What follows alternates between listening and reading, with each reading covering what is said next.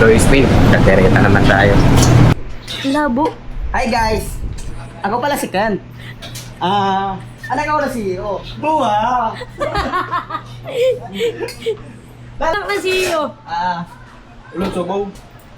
Wow. Oh. Yung, actually, baliktad dito eh.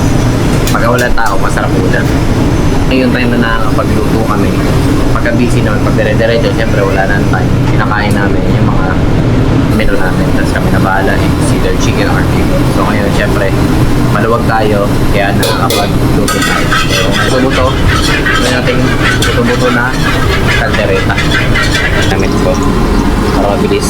Alanganin na kasi oras. Mag-dinner service na. So ito, isip na natin dyan para mas marami tayong malagay. Try natin yan. Then, next batch. Second batch. So, isa lang muna. Isa lang natin to. Bakong sibuyas. Diba? Tapos, palambutin natin to. Lagyan natin na garlic.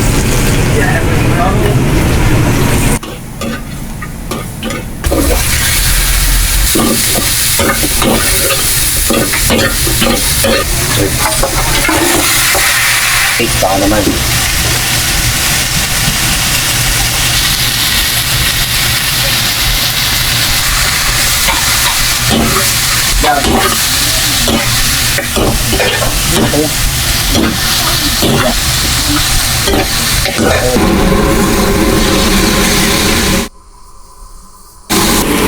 Cubes lagyan natin.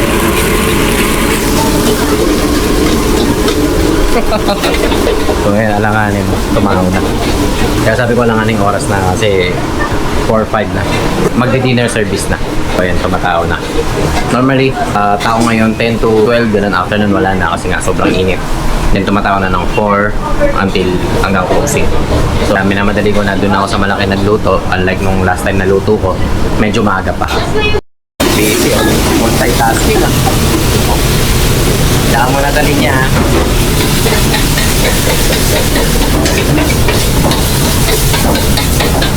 Ito din siya.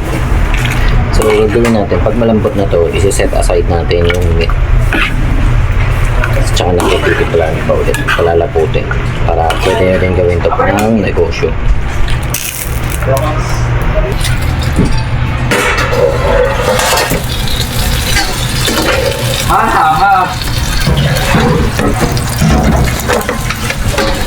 Anak mo CEO, pinag-video ka mo.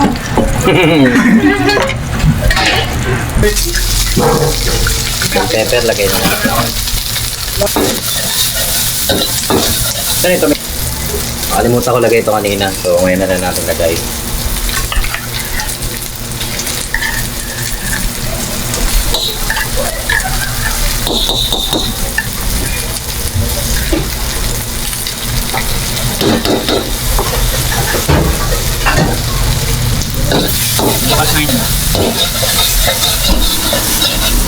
Buha naman.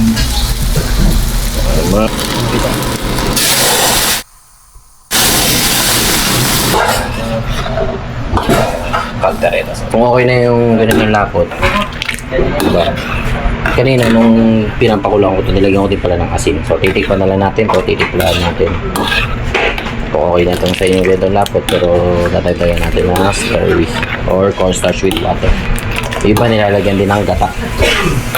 Pero sa amin, hindi ko nalalagyan. Kung gusto nyo lagyan gata, pwede din. Ito is Larry. Lagyan na natin. Kunti lang muna. Saluhin.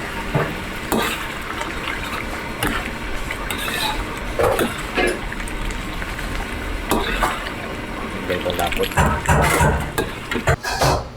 Kunting salt. So, okay na. Dito, kung magne-negosyo kayo, di ba? Kunyari, sa isang serving nyo, dalawa, di ba?